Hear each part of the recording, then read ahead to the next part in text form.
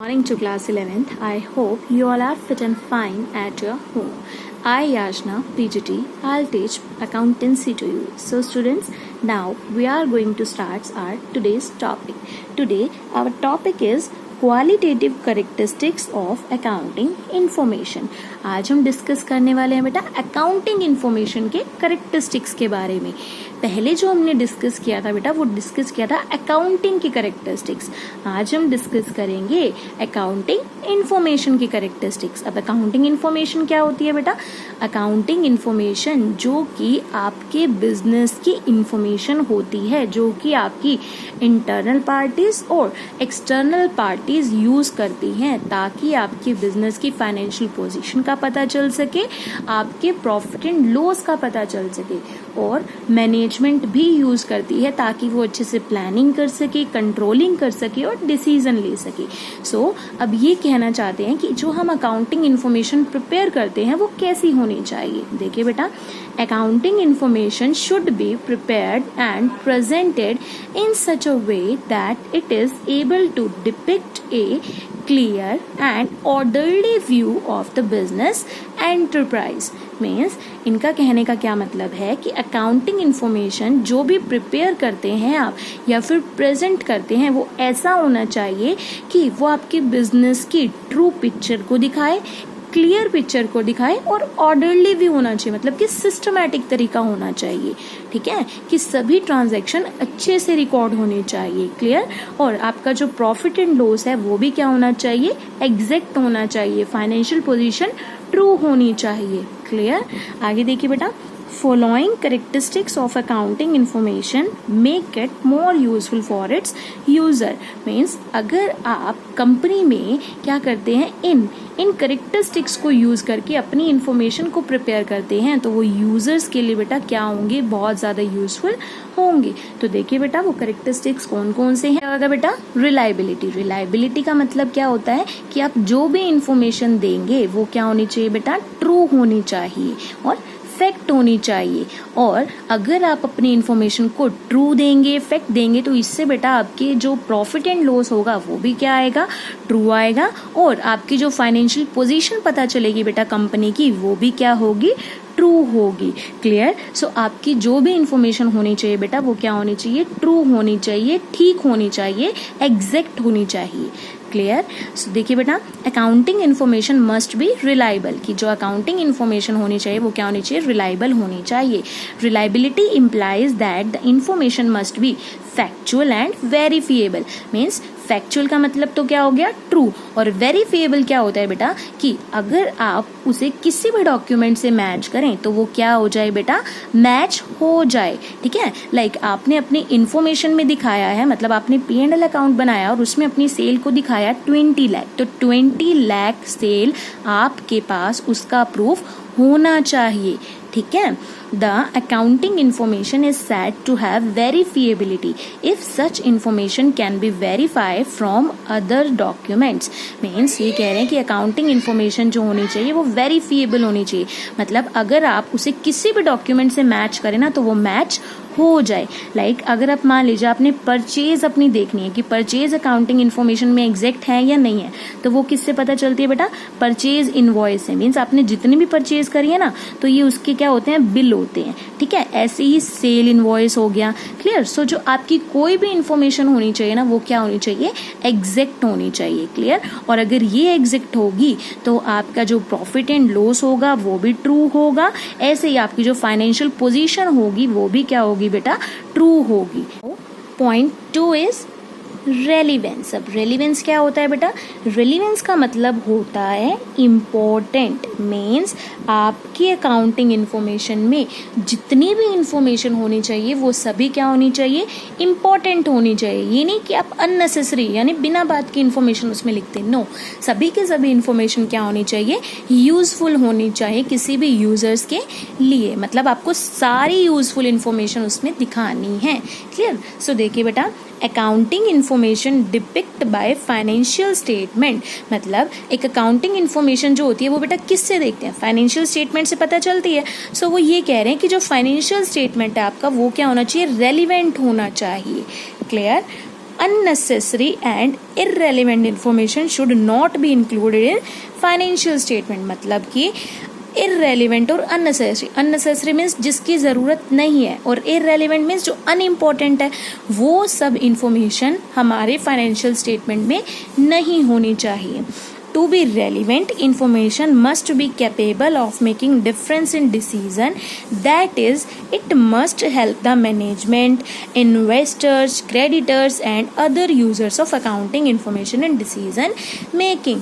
ये कह रहे हैं बेटा कि जो भी relevant information होगी वो कैसी होनी चाहिए बेटा, ताकि जो different parties हैं वो उससे different decision ले सकें. Like management है, investors हैं, creditors हैं, या फिर और भी कोई अदर पार्टी जिसको भी इंफॉर्मेशन चाहिए. ठीक है. सो जो भी इंफॉर्मेशन होनी चाहिए वो क्या होनी चाहिए बेटा, इंपॉर्टेंट होनी चाहिए. सो बेटा ये इतने बड़े बड़े पॉइंट्स दे रखे हैं, हमको ये पूरे करने की जरूरत नहीं है, हमको सिर्फ इसका मीनिंग क्लियर होना चाहिए. ठीक है. आप इसको खुद से अपनी तरफ से भी लिख सकते हैं. Clear. So this understandability means जो भी अकाउंटिंग इंफॉर्मेशन आप दे रहे हो वो कैसी होनी चाहिए बेटा, समझ आने योग्य होनी चाहिए. अंडरस्टैंडेबिलिटी मीन्स समझ आने योग्य मीन्स आप कोई भी इंफॉर्मेशन प्रेजेंट कर रहे हो और उसका कोई भी यूज करना चाहता है, मीन्स कोई भी यूजर है, चाहे वो इंटरनल पार्टी है चाहे वो एक्सटर्नल पार्टी है, उन्हें क्या आनी चाहिए बेटा, समझ में आनी चाहिए. देखिए, accounting information should be presented in such a simple and logical manner that they are understood easily by their users such as investors, lenders, employees, etc. Means क्या कह रहे हैं ये कि अकाउंटिंग इंफॉर्मेशन ऐसे प्रेजेंट होनी चाहिए सिंपल और लॉजिकल वे में, और वो क्या हो बेटा, किसी भी यूजर को आसानी से क्या आ जाए, समझ में आ जाए. यूजर्स कौन हो सकते हैं बेटा, वो इंटरनल पार्टी भी हो सकती है, वो एक्सटर्नल पार्टी भी हो सकती है.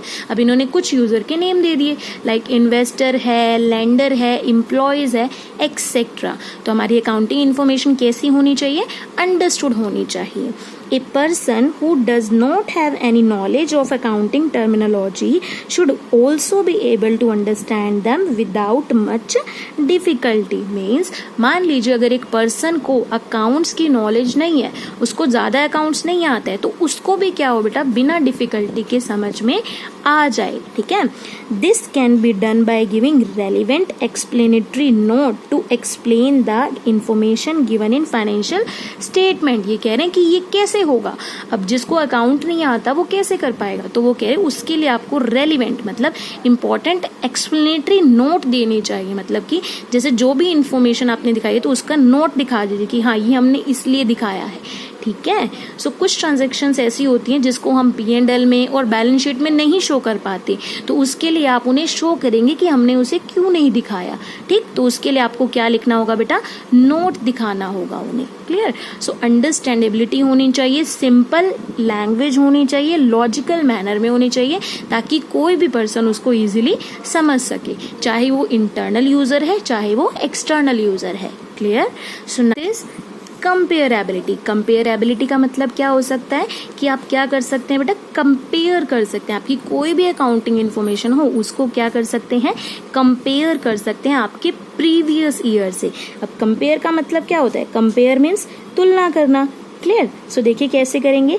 Comparability is a very useful quality of the accounting information. Means comparability जो होती है वो क्या होती है, अकाउंटिंग इंफॉर्मेशन का बहुत इंपॉर्टेंट क्वालिटी है. देखिए, the financial statements should contain the figure of previous year along with the figure of current year.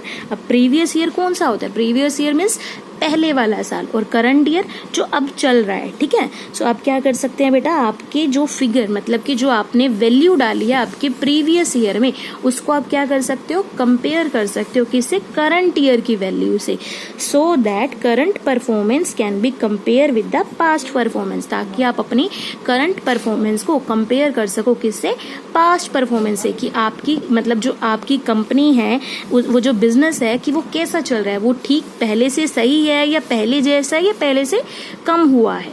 ठीक है. Similarly, the financial statement should be prepared in such a way that the profitability and financial position of the concern may be compared with the other concern of the similar type. Means एक तो आपने किया कि अपनी ही current performance को आपने previous performance से compare किया, और आप ऐसे ही बेटा आप अपनी राइवल कंपनी की, मतलब जो आपकी अगेंस्ट कंपनी होती है, सेम टाइप ऑफ प्रोडक्ट बना रही होती है, तो आप उससे भी अपनी कंपनी का क्या कर सकते हो, कंपेयर कर सकते हो, अपनी कंपनी की प्रॉफिटेबिलिटी को कंपेयर कर सकते हो, फाइनेंशियल पोजीशन को कंपेयर कर सकते हो. ठीक है. Comparison reveals the strong and weak points of the business. I hope बेटा आपको कंपेयर का मीनिंग क्लियर हुआ है. आप क्या कर सकते हैं बेटा, कंपेयर में अपनी कंपनी की करंट परफॉर्मेंस को कंपेयर कर सकते हैं पास्ट परफॉर्मेंस से. ठीक है. और ऐसे ही आप अपनी कंपनी की परफॉर्मेंस को दूसरी कंपनी की परफॉर्मेंस से भी कंपेयर कर सकते हैं. और इससे आपको क्या पता चलेगा बेटा कि आपकी कंपनी के स्ट्रॉन्ग और वीक पॉइंट्स क्या है. आपको पता चल गया कि वीक पॉइंट्स क्या है, तो आप उसको क्या कर सकते हैं बेटा, कवर अप भी कर सकते हैं. ठीक है. और ज्यादा प्रॉफिट कमा सकते हैं. सो नाउ देखिए बेटा, पॉइंट 5 इज फेथफुल प्रेजेंटेशन. कि आप जो भी प्रेजेंट कर रहे हो आपकी इंफॉर्मेशन में, वो क्या होना चाहिए, फेथफुल होना चाहिए, वो बिल्कुल ट्रू होना चाहिए. Financial statement are required to show a true और अ फेयर व्यू.